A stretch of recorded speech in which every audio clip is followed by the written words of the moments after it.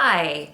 So today we're talking about relationships again, but this time it's to do with relationships with our family members.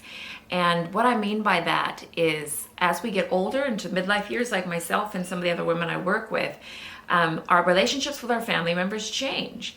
And that's not just, our immediate family members. I'm speaking more to do with perhaps our children as they grow and they get older, become young adults and don't need us maybe as much.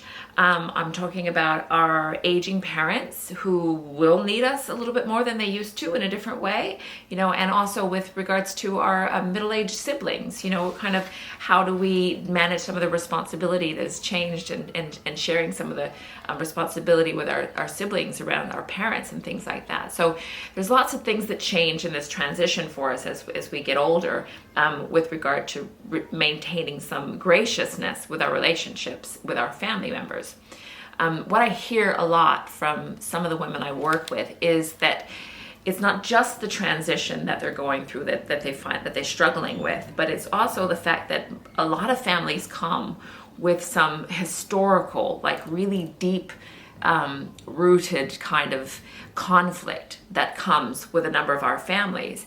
And and this is stuff that could have been going on for years, like grudges that are held forever and estrangements that have gone on for generations, almost stuff that we sweep under the carpet and we just say, oh, that's just families are families, and we try to just make that our new norm.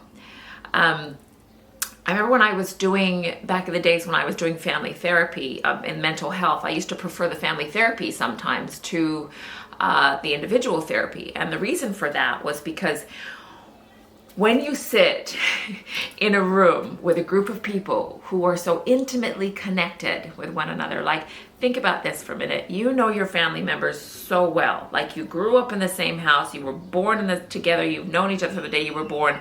It's completely uncut, uncensored, it's raw. You know every single thing about your family members that you possibly can, right?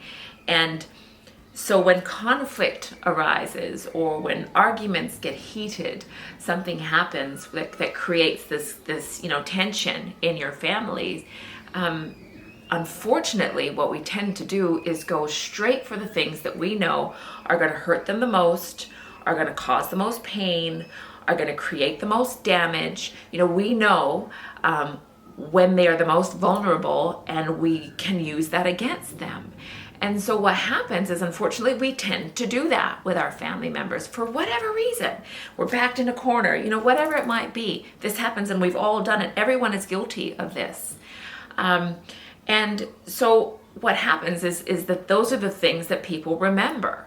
When I would ask women, I'd say, hey, listen, so you haven't spoken to your brother in like 10 years. What was the problem? What was the issue? What were you fighting about?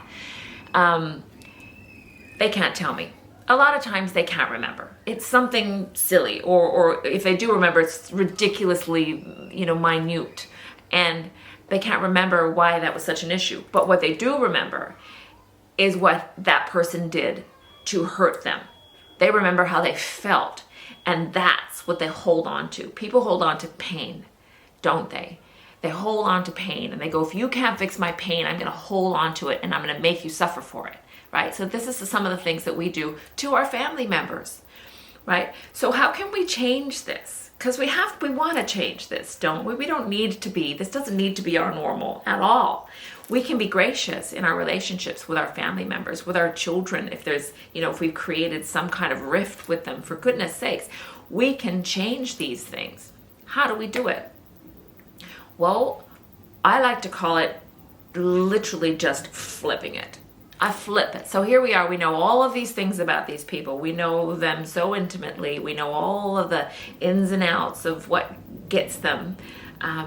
So why not use that for good? Why not use that to build them up? We know what makes them happy, just as we know what makes them unhappy. We know what brings them joy. We know what they need to feel built up, to be confident, to feel, valued and loved. We know what these things are. So why don't we do that?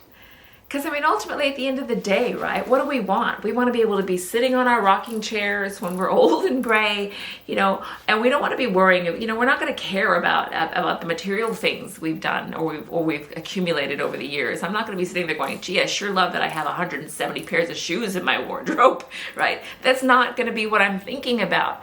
I'm going to be thinking about the people I love.